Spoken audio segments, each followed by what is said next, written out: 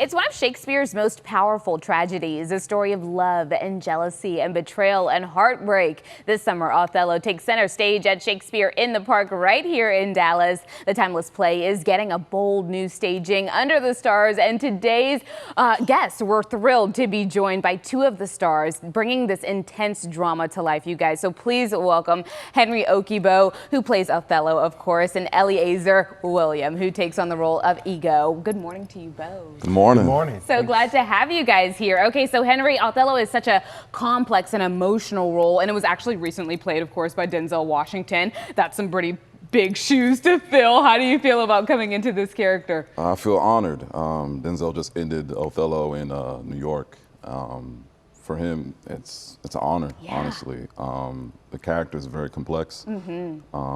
He's very strong, but also vulnerable.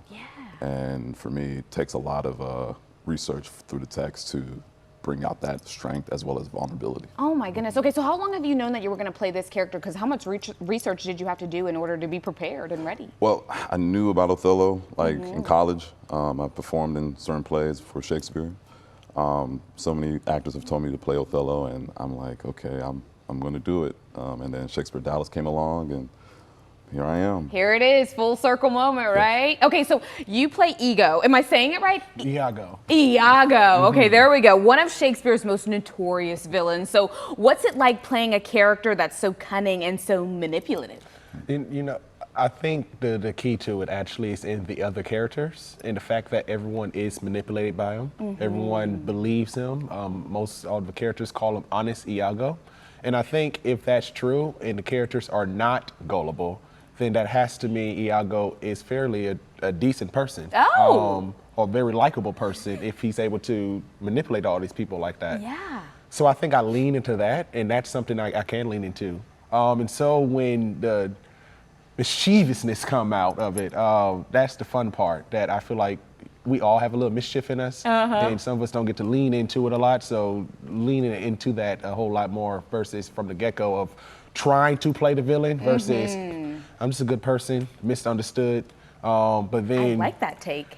When things go awry, then now you actually see where I'm Now at. you got to get down and dirty. Now You got to do what needs to be done. That's right. Very good. Okay, so how familiar were each of you with Othello? I know you talked about how you've had a little bit of experience with it in the past.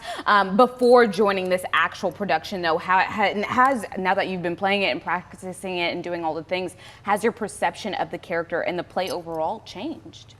I'll say I knew about the story like before I started, but it's still the same now that I've grasped that character. As I stated, Othello is very strong and masculine, and he's able to show like dominance, but at the same time, he's susceptible to deception by Iago.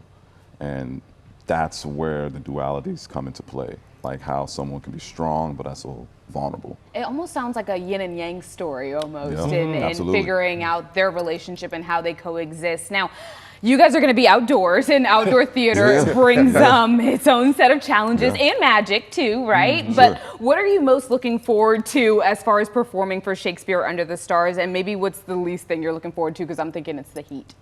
Oh yeah, you nailed it. The heat. The sun to go down. Sun go down. Most looking forward to. Yes. I think like just performing outdoor theater is a good experience. It's my first experience performing outdoors. It's very vast. You can really use your body to move around and really have the audience's engagement on your performance. You can literally act to the stars, There you actually. go. I'm looking at the moon. Yes. Quite literally. How cool, though, to be able to have this experience and be able to say that you did it. Plus, you can add it to your resume. And I mean, why not? When you go into the future auditions, right? And you can say, I can work in any element, right? Absolutely. And so tell me, because the themes in Othello, I mean, race, jealousy, betrayal, they still almost resonate very deeply today, I think, for a lot of people. And so how do you think modern audiences will take on this play? What do you hope they walk away with after seeing it? Be careful who you call your friend. Okay. Be careful who you call your friend. A lesson for everyone. Well, most definitely. But just look close to your circle, and the people you have in your circle. Everyone does not have your best interest at heart. Yes. And I think that might be one of the biggest things to take away from this play. And then in terms of the race element, typically Iago's played by white characters, a racist character. And so when it's played by a black actor, to me, it turns into a much more deeper portrayal of, I don't know what brotherhood is supposed to be like. Right. You know, we the two in here, and you go pick Cassio over me. Yeah, So I get it. definitely acknowledging the betrayal element, but also the hurt. I think a big element in this play is the hurt that everyone experienced, and ultimately it's that hurt that kind of causes people to do what they, do for the rest of the play. Yeah, I'll pitch in Well, as it'd be good. well. It's also reminds us that we're all human. Exactly. And I think we all need a reminder The of that. complexities of the human experience, the human nature. Yes, indeed. Well, you know what? Thank you guys so much for sharing with us this morning. Appreciate you. I hope you guys break a leg, not literally, but theaterally. Sure.